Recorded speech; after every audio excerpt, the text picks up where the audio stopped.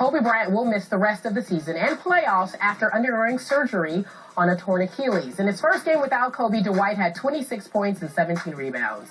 Howard is an unrestricted free agent after the season. So let's talk about Kobe's injury and its impact. What type of impact will this have on Dwight's future? Stephen A., I'll start with you first. Well, I think it's going to have a profound impact on Dwight's future as it pertains to how he's looked upon. It's not going to affect his money, I can tell you that much. He's going to get his money, whether it's the $87 million if he decides to leave L.A. and sign with another team for 4 years, or whether he decides to stay with the Los Angeles Lakers and signs for $117 million. He's going to get his money. But in terms of how he's looked upon, a lot is going to be predicated on how he handles things now that Kobe is out. Are you going to stand up and take a leadership role? Are you going to propel the Los Angeles Lakers not just to the postseason, but also play big time in the postseason to the point where you're making noise and everybody's fantasizing about getting the right parts around you because you're the next big man on Mount Rushmore of Lakers lore, from Chamberlain and Jabbar and Shaq to you, okay? That's how it's going to be measured, and how he conducts himself, how he handles himself, and a newfound responsibility that has now been placed on his shoulders. All of those things are going to be watched microscopically.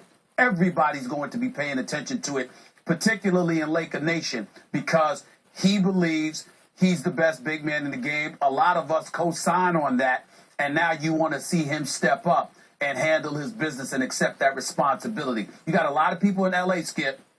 They like him as a person. They think he's a very nice guy, but they think emotionally he doesn't have that intestinal fortitude to be the leader that they're accustomed to watching with the Lakers. And you got to remember, he went from Magic in the Showtime era, ultimately to Shaq and Kobe to Kobe.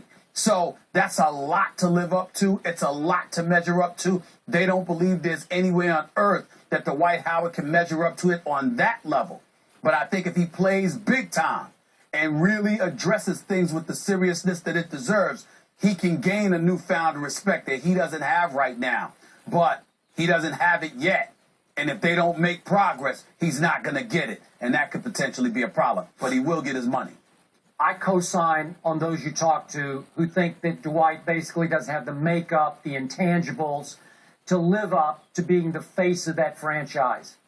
Now, again, does that preclude that he will sign long-term with the Lakers? It does not, Stephen A.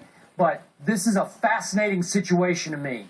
They actually, you can argue it was a blessing or a curse, one way or the other, that the Spurs were so decimated last night that it became a fairly easy win for a team without Kobe, because it now sets up the Lakers to obviously close the deal, make the playoffs, and go at least 4 games, probably no more than 4, I don't know, maybe 5, with the Oklahoma City Thunder in the first round of the playoffs. This allows the Dwight situation to be brought to a head. It's going to force everyone to take a hard look at this, including Dwight Howard, because he's going to get a glimpse, a fairly good glimpse, of what it would be like without Kobe Bryant going forward. Last night, we saw more of the Orlando Magic offense. Get the ball in inside, outside. Go into Dwight or even to Powell, and then kick it back out to Jamison for the 3 threes in the fourth quarter, or to Jody Meeks for 2 threes in the fourth quarter. It was so different to watch, and I do think they had a lot more fun last night playing offense without Kobe. No disrespect to Kobe, but everybody got touches and shots. That they don't get that many touches and shots, including Dwight. So you tell me, Stephen A., after these next, what do we have left? They have 1 game left, so maybe 5 more games. Do you think Dwight's going to enjoy being the man in Los Angeles? Do you think he could shy away from it after these 5 games? I do.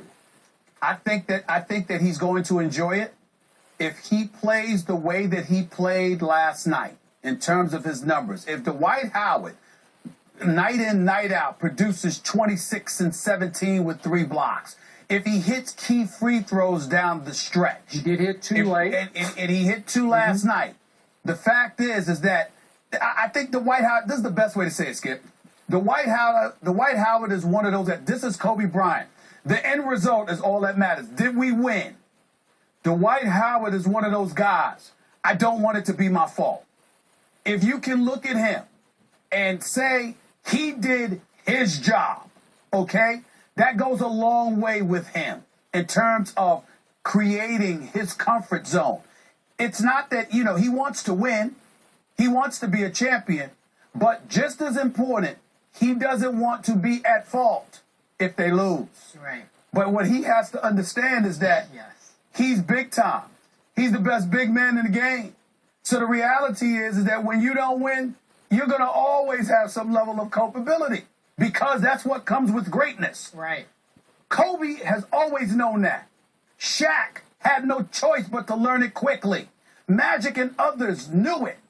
Dwight Howard is learning that.